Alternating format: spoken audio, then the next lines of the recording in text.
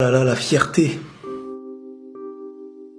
Aujourd'hui, par exemple, il y a beaucoup de gens qui sont fiers, mais il y a peu de gens qui ont de quoi être fiers. Honnêtement, dans la vie, il y a combien de personnes qui sont passées à côté de quelque chose de bon à cause de la fierté ou de l'orgueil? Des familles et des amis ont vu leurs liens se briser à cause de cette fierté. On connaît tous cette situation où chacun refuse de faire le premier pas vers l'autre, en disant s'il me donne pas de nouvelles, eh ben moi aussi je lui donnerai pas de nouvelles. Mais de l'autre côté, il est possible que ce soit pareil, et qu'ils disent, s'il me donne pas de nouvelles, eh ben c'est pas moi qui irai lui en donner. Et au final, personne n'a plus de nouvelles de l'autre. Et malheureusement, c'est très souvent comme ça qu'on casse une chose qui avait tout pour durer. Autant dans une famille, autant dans un couple, autant même en amitié. Le pire, c'est qu'on est tous conscients que cette fierté nous bloque dans tout plein de choses. On le dit nous-mêmes. Je suis trop fier pour faire ça. Sauf que cette chose qu'on pense positive nous fait très souvent perdre. La fierté nous rend fiers de ne pas la combattre. La fierté peut nous pousser à croire qu'on est parfois des êtres supérieurs, alors qu'on est faible. Mais être conscient qu'on est faible, ça devient déjà une force. Parce que c'est vrai, on est tous faibles et tous dépendants sur Terre. Et si tu penses être fort et non dépendant sur Terre,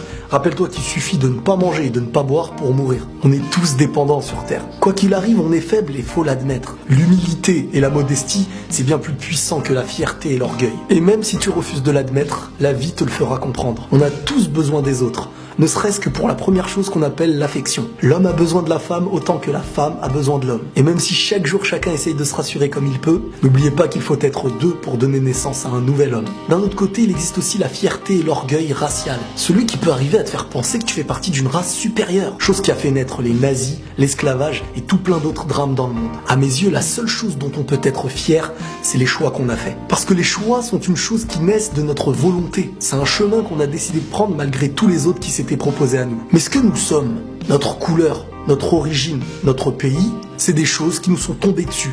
Même si c'est un bien. Mais chaque pays et chaque couleur contribue avec une chose qu'un autre n'a pas. Autant que chaque homme est différent d'un autre, tout en étant son semblable. Donc combattez l'orgueil et cette fierté qui ne sert à rien, car la vie vous donnera la leçon nécessaire et vous fera comprendre que vous n'êtes jamais le meilleur. Et très souvent, quand on a le choix entre l'orgueil, la fierté, ou bien l'humilité et la modestie, peu importe la situation, le recul nous montrera toujours que le gagnant est du même côté. Donc n'oubliez pas que les choses qui parfois vous rendent fiers sur le présent peuvent être la défaite de demain. Et inversement pour l'humilité, parfois sur le présent tu penses perdre, mais à l'avenir tu en seras le gagnant. Une chose qui te fera perdre peut-être aux yeux du présent, mais qui te fera gagner aux yeux du futur. Et la paix sur vous.